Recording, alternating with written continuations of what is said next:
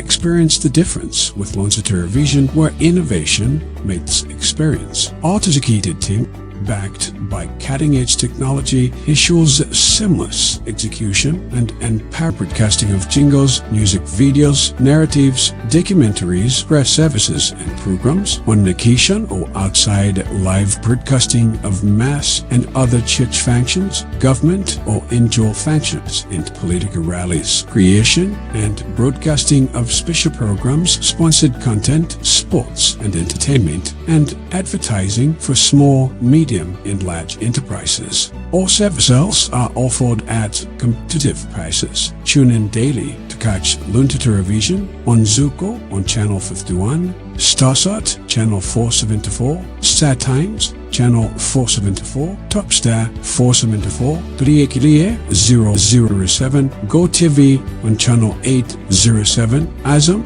on Channel 386, and live streams on our YouTube and Facebook platforms. You can find us in Area 2 Lilongwe or can reach us on 0883 815 055. Come, let us help you grow your business. For any complaints about our broadcasting, any feedback, please write Luntha TV via the email and the telephone number below, or write Malawi Communication Regulatory Authority MACRA via the email below.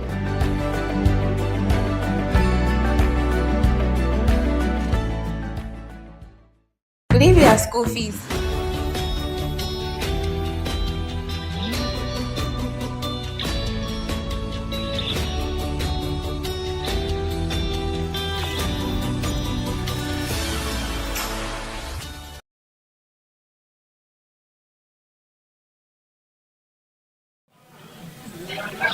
Mchisi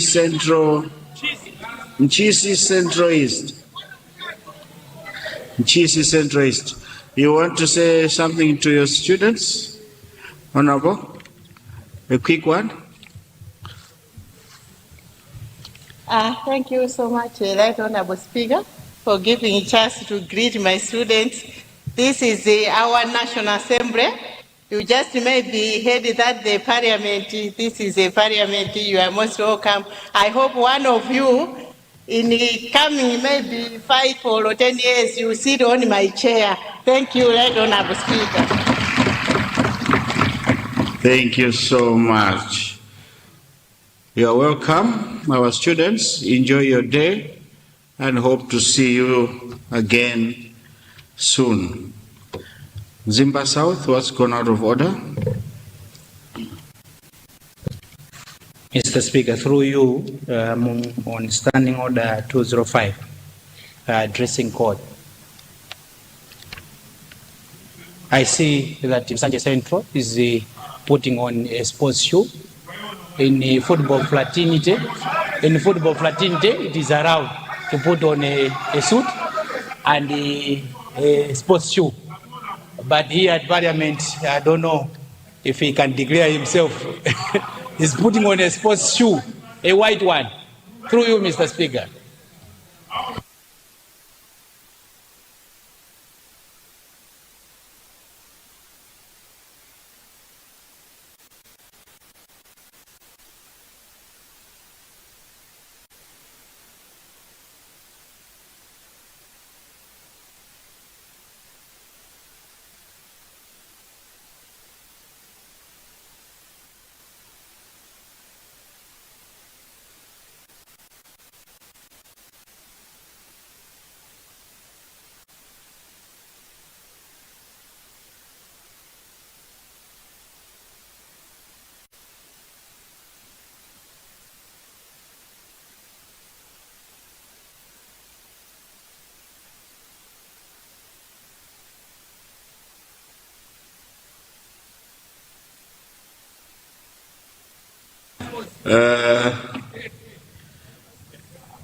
Msanje South.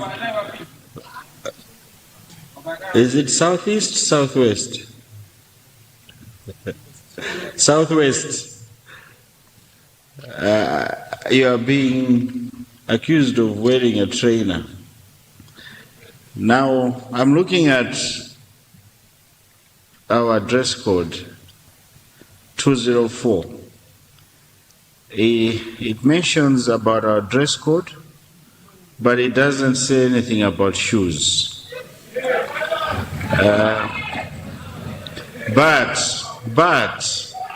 But, I'll read it. The official dress for male members of National Assembly shall be a lounge suit, a pair of long trousers, a tie, and a jacket. I think the framers wanted us to be smart and official. So as long as, even though it's not mentioning anything on the shoes, but the shoes should be official. Let's make sure that official shoes are those that come with a suit. Let's take note of that, and let's keep that dress code. I rule so. Let's now move to questions. We continue from where we stopped with questions. Sanjay Southwest, I know you were mentioned. You have the floor. Right Honorable Speaker, sir. I don't know which shoes he's talking about. Does he want me to stand in front so he must see my shoes first? Then he can confirm whether I'm wearing the wrong shoes.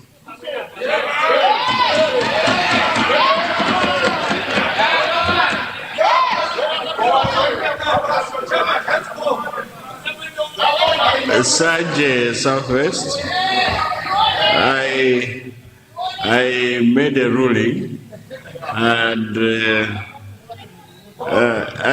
we don't have to see your shoe. We know you wear smart shoes.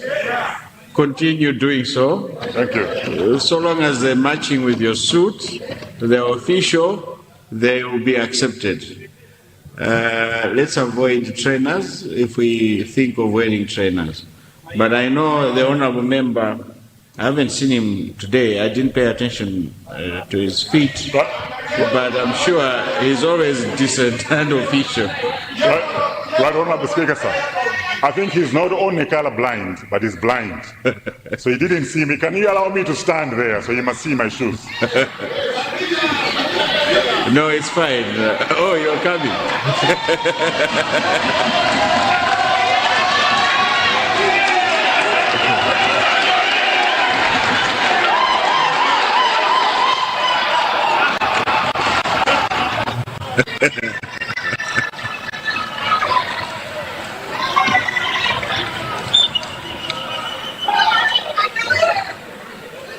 So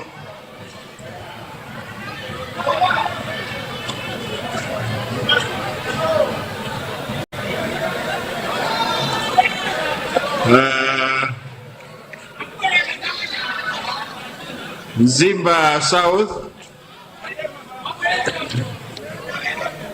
Zimba South. Next time before you accuse someone, be sure. Be very sure. Because your point of order is ruled out.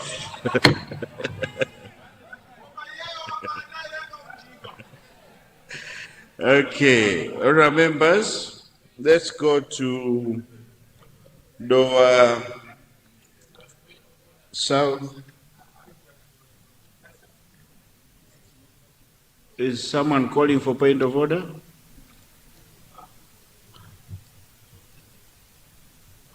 Mzimba, yes, what's gone out of order, Honorable? Use your mic, Honorable. It's not working?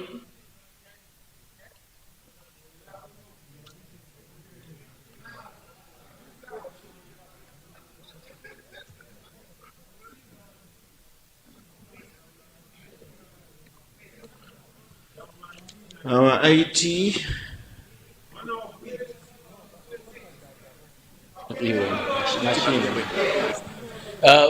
Right Honorable Speaker, I think the confusion that you've seen is exactly the point at which I'm rising on. The system there keeps loading since we came back from break, but the people of Mzimba West, Mangochi East would like to participate in the debate.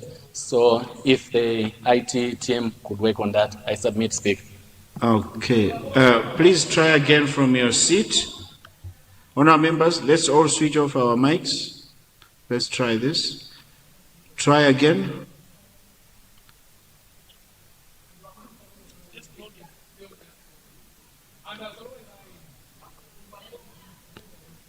Let's all switch off our mics so we can try. Try again. It's just loading. Okay, we'll send our IT staff there to see what's going on. Minister of Agriculture, I see you're switching on your mic. You can stand and say hi to us. Thank you. Is that another point of order? We need to move on. Gingy Central. But that's not your seat, Honorable. Your mic is also not working. Okay. Thank you very much, Mr. Speaker, for this opportunity that I can comment. I would like to acknowledge the play that has been played, very wonderfully played about the dressing code. But I would like to add that, Mr. Speaker, being an honorable house, we need to behave honorably and be honest. Otherwise, if a small thing like this, we can behave like that, what about the major things that the communities we depend on trust us? I submit, Mr. Speaker.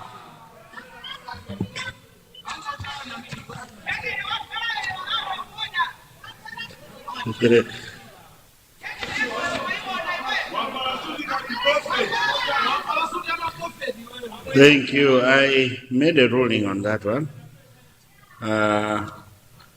We got better things to discuss. Let's move on. We go into question 233 to Ministry of Health and Sanitation.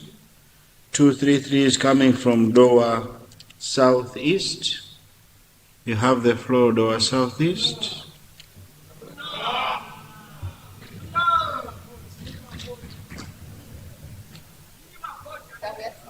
Yes.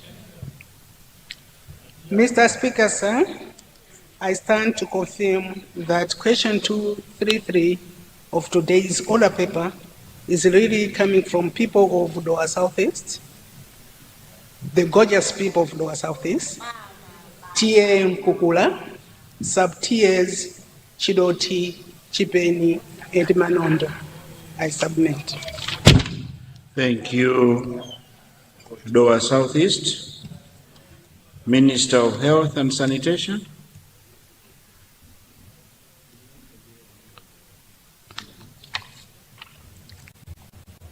Thank you, Mr. Speaker, sir, and through you, let me thank the honorable member for Doha Southeast, who has asked my ministry whether the government will consider upgrading Changhungu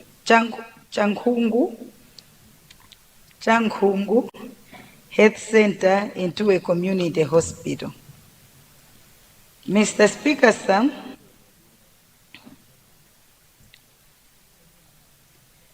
the government remains committed to ensuring that all Malawians have access to quality, equitable, and affordable health services. My ministry continuously assesses the distribution, functionality, and capacity of health facilities to ensure that investments are aligned with population needs, disease burden, service utilization, referral patterns, and the efficient use of available resources. With regard to Chankuku Health Center, the facility is located approximately 23 kilometers from Dowa District Hospital, which serves as the main referral facility for the district. Given this relatively short distance and the existing referral arrangements, the upgrading of Chankuku Health Center into a community hospital was assessed under the Integrated Capital Investment Prioritization process. And Mr. Speaker, sir, following the prioritization exercise, which considered factors, as I mentioned earlier on, to do with population saved, accessibility, infrastructure gaps, referral patterns, and investment requirements, Chankuku Health Center was not recommending for upgrading into community hospital at this time. And I repeat, at this time.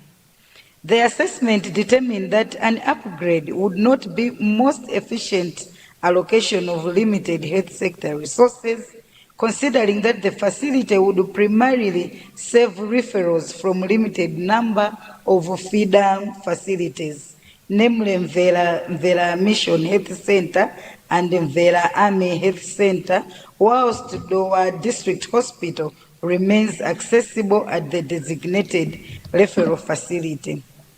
Mr. Speaker, sir, the Ministry is therefore prioritizing the strengthening of existing services at Chankuku Health Center rather than upgrading it to a higher facility. In this regard, the Capital Investment Plan has prioritized rehabilitation of the facility, which is planned for implementation during the 2026-2027 financial year. The rehabilitation works will focus on improving the functionality of the facility, enhancing the quality of services provided, and ensuring that the health center is able and effectively to respond to the healthcare needs of the population it serves. I would also like to inform the House that through the health facility rehabilitation funds in the previous financial year of 2025 to 2026, Chankuku Health Center underwent comprehensive rehabilitation. The works undertaken included rehabilitation of the water supply system, connection to electricity, improvements to waste management infrastructure, and other essential facility upgrades. These investments have significantly improved the facility's capacity to provide primary health care.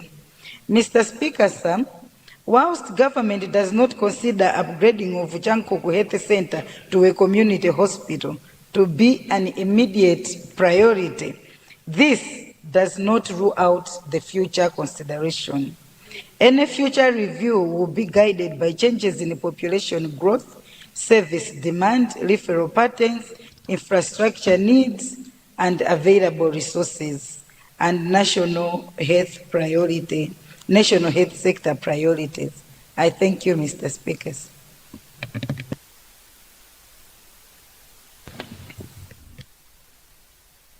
Thank you, Minister of Health. Let's go to Kasungu West.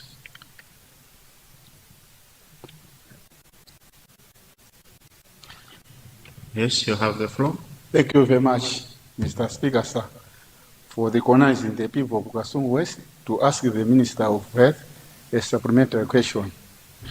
I wanted to know what criteria do the Minister use to upgrade a hospital to a community. I have in mind in my constituency, Linyangwa Health Center. Would the Minister consider to upgrade the Linyangwa Health Center to a community hospital? Because people from Linyangwa to access health services, they come from very far, almost 30 kilometers away from Kasungu District Hospital. Would also the Minister, under Senior Chief Luka, we don't have a good hospital there.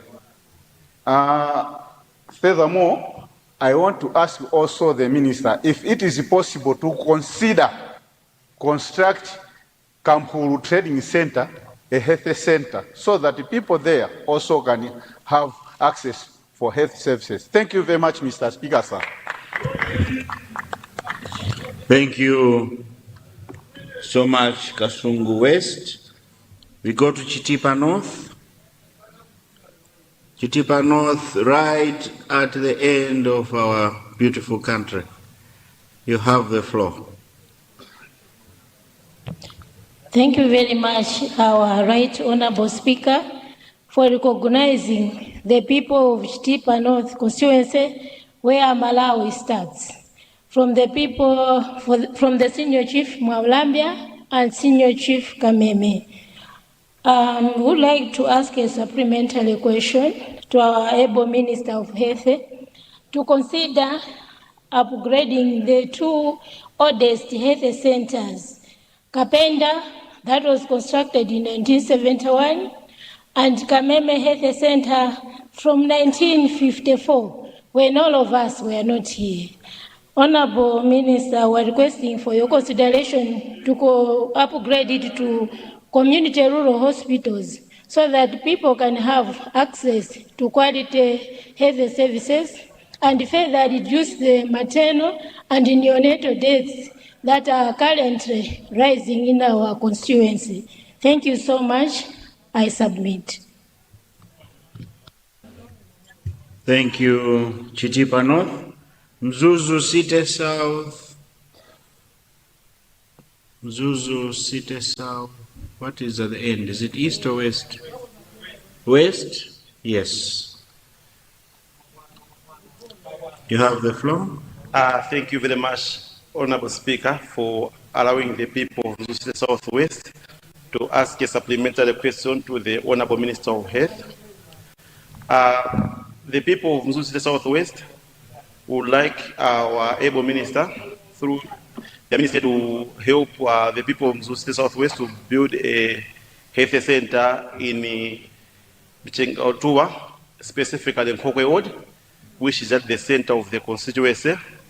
The health center will assist the people and will also help to decongest the people, to decongest Mzuzu Central Hospital as well as the Mapale Health Center. Thank you. Thank you very much, Honorable Minister of Health. Thank you so much, Mr. Speaker, sir. And through you, let me thank the honorable members who have asked my ministry supplementary questions. Mr. Speaker, sir, I want to provide guidance on the questions that honorable members do ask in regards to upgrading of a health center to community hospital. My ministry conducted a comprehensive assessment nationwide and identified areas looking at the current availability of health centers, health posts, rural hospitals that are currently there, the central hospitals, just a nationwide assessment. And this assessment established points where community hospitals can be constructed or can be expanded, considering all the factors that we look into. And most of these factors are population that the facility will be serving, if it is already there, or if it is not there, we can realize what the best thing we can do at the facility. So this is just the guidance that I want to give to the House in regards to community upgrading of health centers to community hospitals. And the question that was asked by Kasungu West on what exactly my ministry considers when we are upgrading a health center to rural hospital, again, the same answer suffices. And in this regard, the honorable member is looking at upgrading Linyangwa Health Center. Again, if you bring it as a question, we'll be able to look specifically for Linyangwa Health Center and also advise what infrastructure it may be needed at Linyangwa. And in terms of Kampuno Trading Center, where there is currently no facility, my ministry has taken note of this and will be able to look into it. I thank you, Mr. Speaker. Thank you, Minister of Health. Let us now go to question 253. Yes, Leader.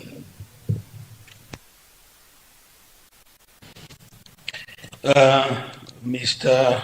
Speaker, sir, I would like to move that the order paper be varied in order for us to tackle general business, presentation of committee reports, beginning with the F4 and then F5 as I promised on Friday.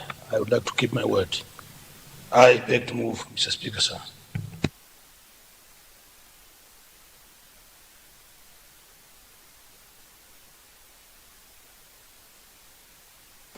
Luntha seat,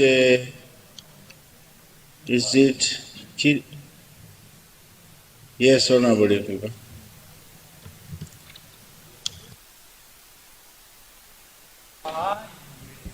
I just wanted to bring it to your attention that today's order paper has got 2 sections under Ministry of Health.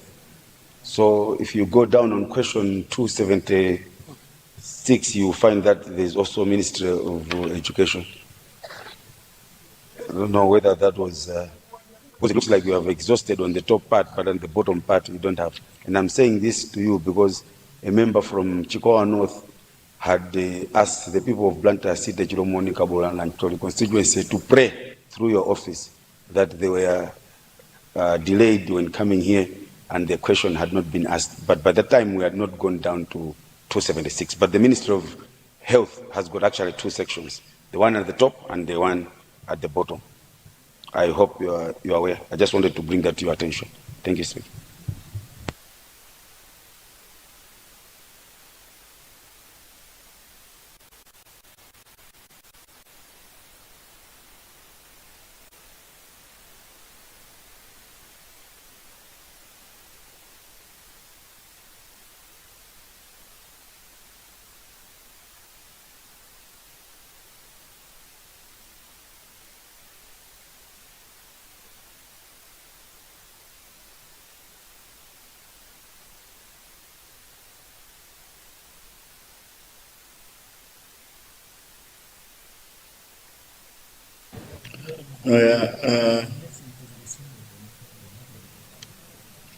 Honorable Luntha City, you'll have to discuss with the leader in order for him to allow to guide on that one. On the different page or different questions appearing twice for the same ministry, I think that depends with the time the questions came in. So you might find some questions in the beginning for Minister of Health.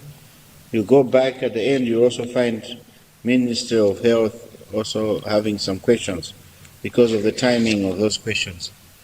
So that is in order. Honourable members, we have a motion as moved by the Leader of the House that we vary today's order paper in order for us to tackle, we end question time in order for us to tackle business under Standing Order 69. Committee reports. Okay, in order for us to tackle presentation of committee reports, starting with F4, going down to F5. Those of that opinion say aye. Those of the contrary view say no. The ayes have it and the motion is carried. General business, presentation of committee reports. 4, the report of the Parliamentary Committee on Local Authorities and Rural Development on the preparedness of key stakeholders for the implementation of the Reformed Constituency Development Fund, CDF, in the 2026-2027 financial year.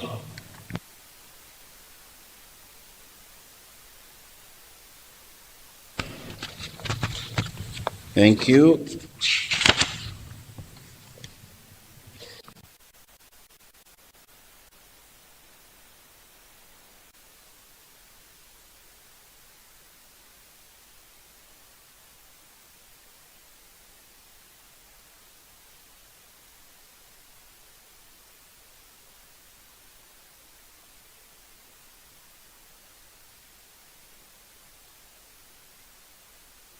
Honorable Chair for Local Authorities.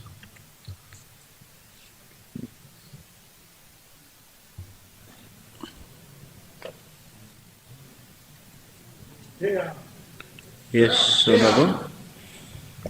Thank you.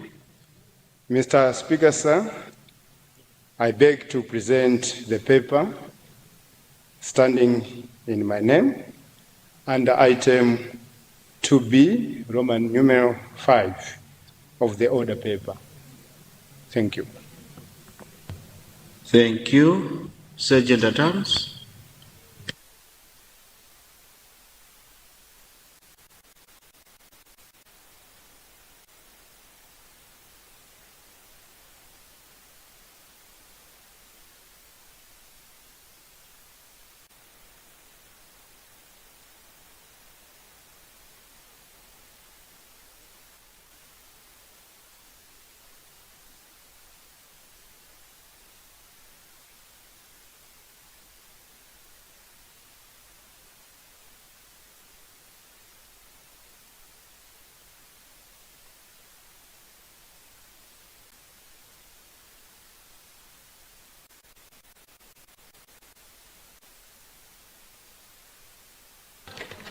Chairperson, do you wish to speak to your report?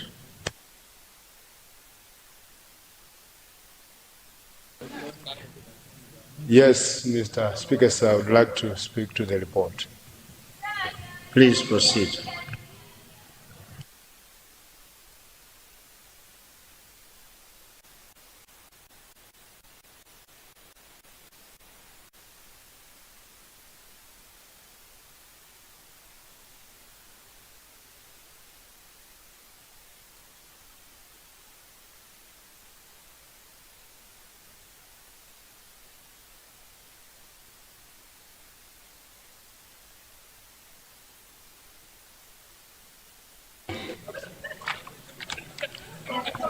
Mugunyoza mbili.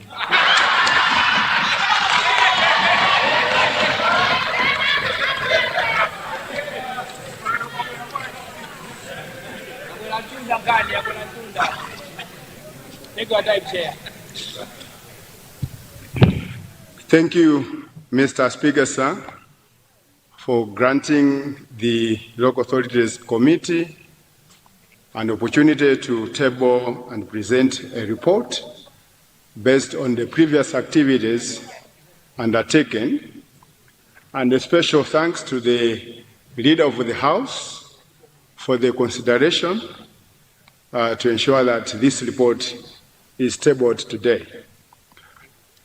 Mr. Speaker, sir, I'm greatly honored and privileged to stand before the August House to present the report of the Parliamentary Committee on Local Authorities and Rural Development on preparedness, rollout processes, and accessibility of CDF funds following the passing of the 2026-2027 national budget. The report is based on engagement, stakeholder engagement, and monitoring visits that the committee undertook, including Minister of Local Government, Minister of Finance, Lilongwe City Council, National Local Government Finance Committee, Local Government Service Commission, Mzimba, not in Zimba, but Mbewa District Council, Kasungu District Council, Deza District Council, and Balaga District Council. Mr. Speaker, I am mindful of the time constraints that we have, and I'll just speak to the report instead of getting all the details. Mr. Speaker, sir, as indicated already, the committee undertook engagement meetings with the key stakeholders to indeed establish the preparedness and how the CDF has been rolled out and at what level is this fund now being accessed. In a special way, let me acknowledge the statement presented in this House by the able Minister of Local Government, which detailed the preparations, and the committee totally agree with those recommendations as well as the update that the Minister provided. So in a nutshell, Mr. Speaker, sir, the committee observes that there are adequate preparations for the implementation of CDF. These include availability of constituency development plans, the establishment of constituency development committees, and the prioritization that is going on within the districts. And indeed, in some cases, the committee observed movements towards the processes that would enable councils access the CDF funds, particularly for the new and district level projects.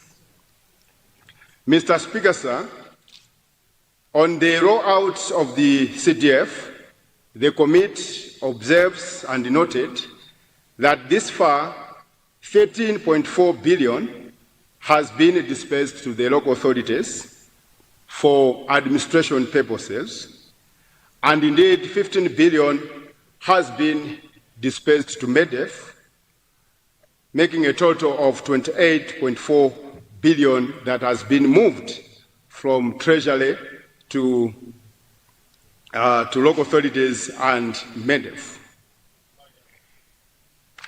Maybe we have to indeed thank the Minister of Finance or Treasury for this particular movement. This shows that we are making progress. Indeed, Right Honourable Speaker, sir, in terms of accessibility, this entails that the local authorities, as we speak, have accessed the 13.4 billion, or the local authorities, despite some challenges and delays, which the committee noted it was because of the FMEs. And as we speak, unfortunately, no council has actually submitted any certificates to Treasury for the first window, which is for the new projects and district level projects, which would have triggered the disbursement of 20% for those projects. So that on that end, we do not have much movement.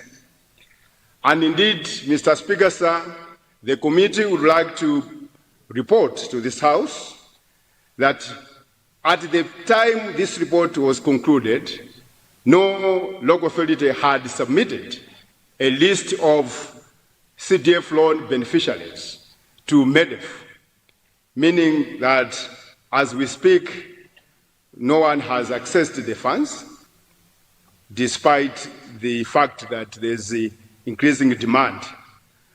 And let me make a special acknowledgement that now as we table the report, only Lilongwe District Council has submitted a list of beneficiaries for CDF to MEDEF.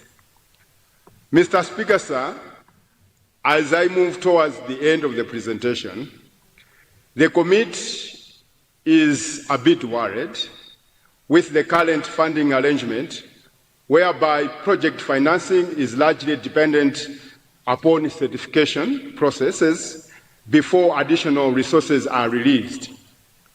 While the committee appreciates the importance of accountability and prudent financial management, it is of the considered view that an overly rigid certification-based approach may, at the end of the day, slow the project implementation. Councils may be compelled to wait for the completion and certification of ongoing procurement and construction processes before accessing resources for subsequent projects, thereby affecting implementation schedules and slowing down development in the constituencies. Mr. Speaker, sir, the committee also observes that there is variation in institutional preparedness among local authorities, which we request the Minister of Local Government to provide timely support to local authorities that could be struggling with a number of processes that would enable them access funding. Mr. Speaker, sir, finally, let me just single out a few recommendations that the committee is making in this report.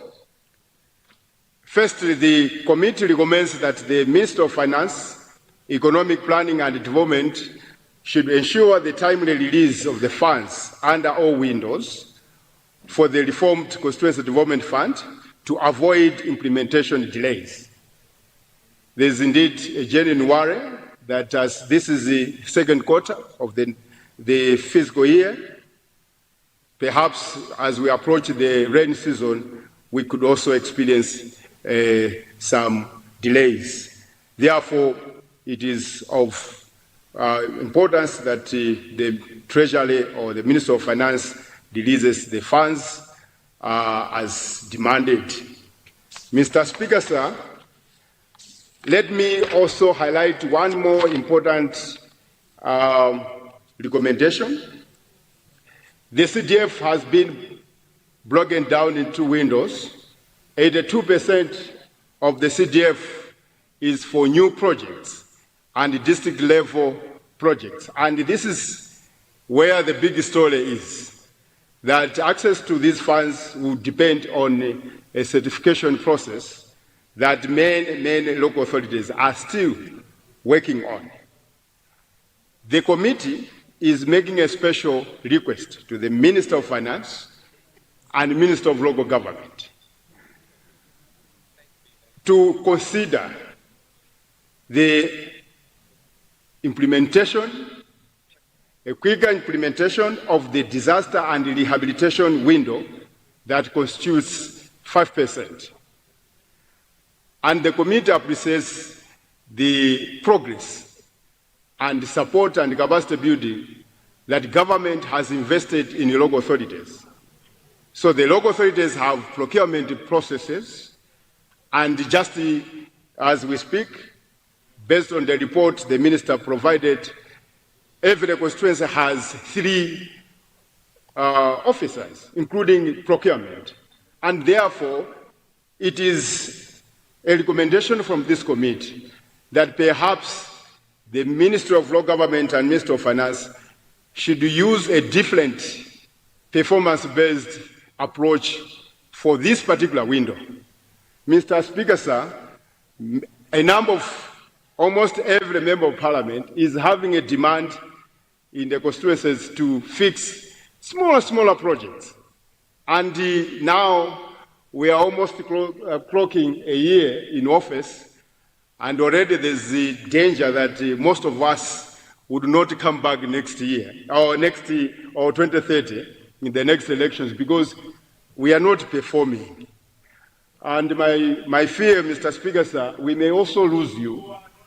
So you may help us in lobbying the Minister of Local Government and Minister of Finance to actually help with the 5% window from the CDF, so that members of parliament would have something to respond to their small disasters and the projects that are happening in our constituencies. In conclusion, Mr. Speaker, sir, your committee is satisfied that the government and the key implementing institutions have made commendable progress in preparing for the implementation of reformed Constituency Development Fund, the development of implementation frameworks, strengthening of institutional arrangements, recruitment of technical personnel, establishment of financial management systems, and release of substantial financial resources all demonstrate government's commitment to the successful implementation of this important program.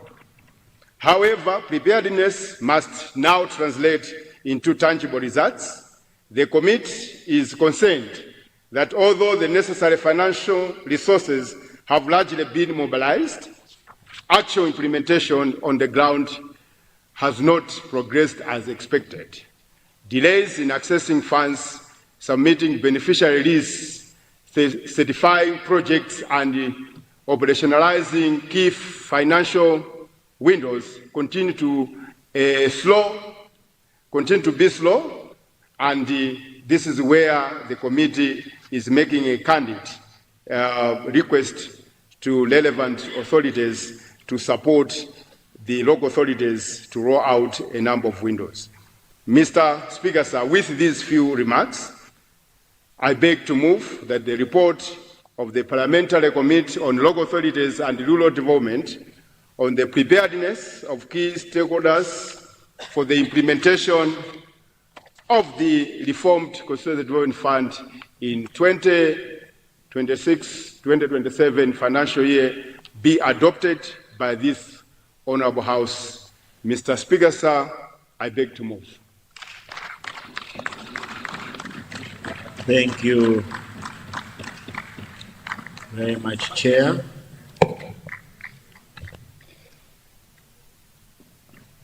Yes, Leader. Mr. Speaker, sir, I beg to move that time be extended in order for the House to process the two reports. I am simply keeping my word.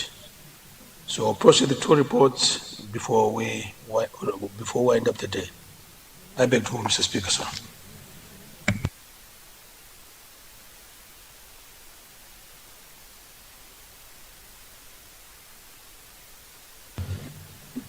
Honourable members, we have a motion as moved by the leader. You remember Friday we had agreed to compensate some few minutes. It's on record, and the leader has just asked for that we extend time in order to tackle two reports as announced earlier. I now put a question. Those of that opinion say aye. Those of the contrary view say no. The ayes have it and the motion is carried. Let me get a seconder. Yes, Mchinji Southeast. Mchinji South, Honorable Speaker. Mchinji South. Yes. You have the floor. Thank you so much, Right Honorable Speaker, for recognizing a member of Local Authorities Committee to second on the report. And I indeed rise to second the report of the Parliamentary Committee on Local Authorities and Rural Development on the preparedness of key stakeholders for the implementation of the Reformed Constituency Development Fund, CDF, in the 2026-2027 financial year, which has been ably presented by the chairperson. Mr. Speaker, sir, as the chairperson has already outlined, the committee engaged the Ministry of Finance, Economic Planning and Development, the Ministry of Local Government and Rural Development, the National Local Government Finance Committee, the Local Authorities Service Commission, the Malawi Enterprise Development Fund, and several local authorities to assess their readiness to implement the reformed Constituency Development Fund. The committee was engaged to note that the government has established the necessary institutional framework to support implementation of the program, the preparation of the implementation guidelines, recruitment of technical personnel, strengthening of the financial management systems, and allocation of the substantial financial resources demonstrates government commitments to making the reforms a success. Mr. Speaker, sir, without repeating the comprehensive presentation, Mr. Speaker, sir, without repeating the comprehensive presentation made by the chairperson, allow me to highlight a few important issues which, in the committee's view, deserve special attention by this honorable House. Mr. Speaker, sir, one of the encouraging findings was that many local authorities have commendable progress in the preparing constituency development plans through participatory planning involving communities. This is an important departure from previous approaches because it ensures that the projects implemented under the reformed CDF are informed by genuine development priorities identified by the people themselves. The committee also welcomes the establishment of the constituency offices and the recruitment of additional technical personnel, which will strengthen project supervision and improve service delivery in the local level. Mr. Speaker, sir, notwithstanding these achievements, the committee observed that preparedness remains uneven across local government authorities. While some councils are adequately staffed and operationally ready, others continue to face shortages of engineers, procurement officers, accountants, and other technical personnel. Unless these disparities are addressed, there is a risk that implementation of the reform CDF will progress at different speeds across the country, thereby denying some constituencies the timely development they deserve.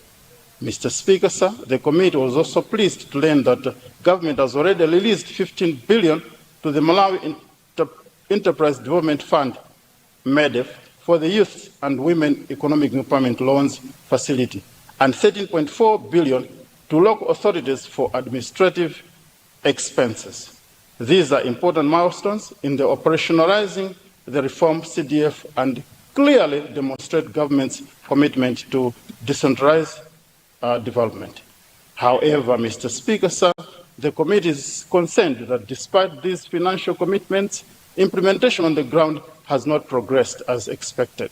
At the time of committee concluded this work, no local authority had submitted project certificates to Treasury for the release of the project implementation funds. Similarly, no council had submitted beneficiary lists to MEDEF to facilitate disbursement of loans to women and youth groups. This means that although resources are available, the intended beneficiaries are yet to realize the full benefits of the program. Mr. Speaker, sir, another issue that deserves attention is the accessibility of the different CDF financing windows.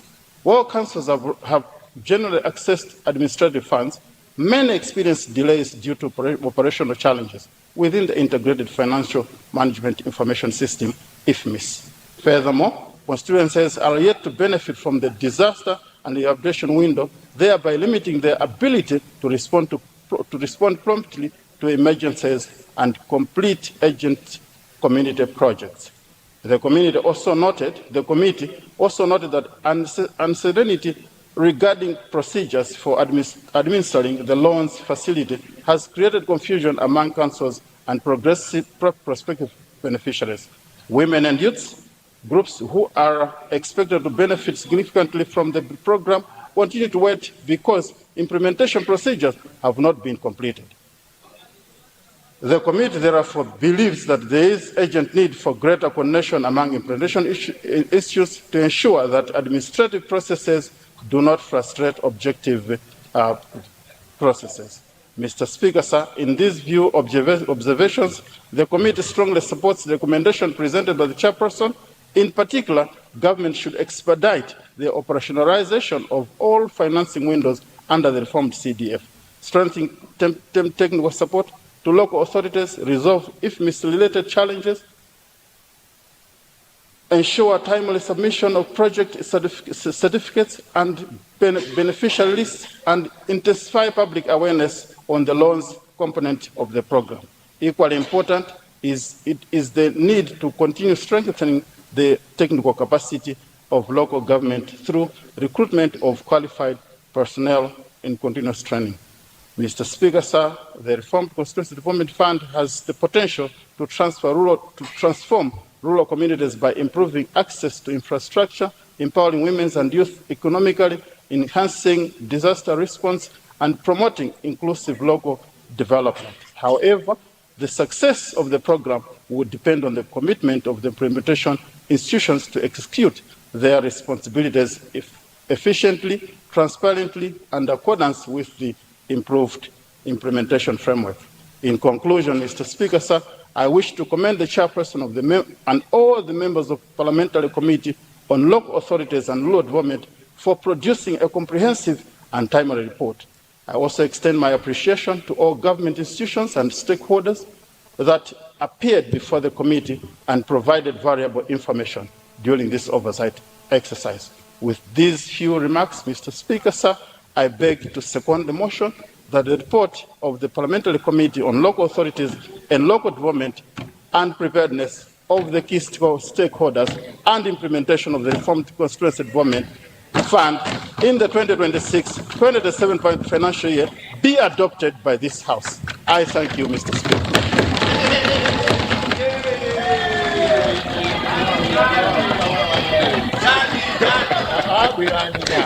I think we need to know what is the limit with these few remarks. Thank you so much for seconding the report.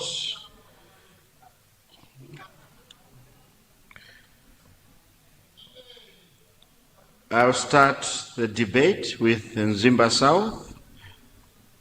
Nzimba South, you have the floor. Thank you so much, Mr. Speaker, for giving the people of Mzimba South to add a word, some observation towards the report that our colleagues from local authorities have found out and they are yet to find out. Firstly, let me thank them for a good report. They have done good investigation and they have done a commendable job. Secondly, let me also thank the Minister of Local Government. Last week, we just saw him launching a dashboard that will clearly be indicating the progress that are happening on a specific projects. That's a milestone. That's a good job, Mr.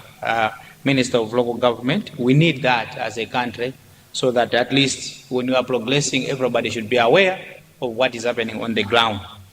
Through you, Mr. Speaker, I just wanted how I wish, through you, Mr. Speaker, CDF money, the 5 billion, is too much money for this country, for our constituencies. How I wish if there was a continuous oversight by this committee.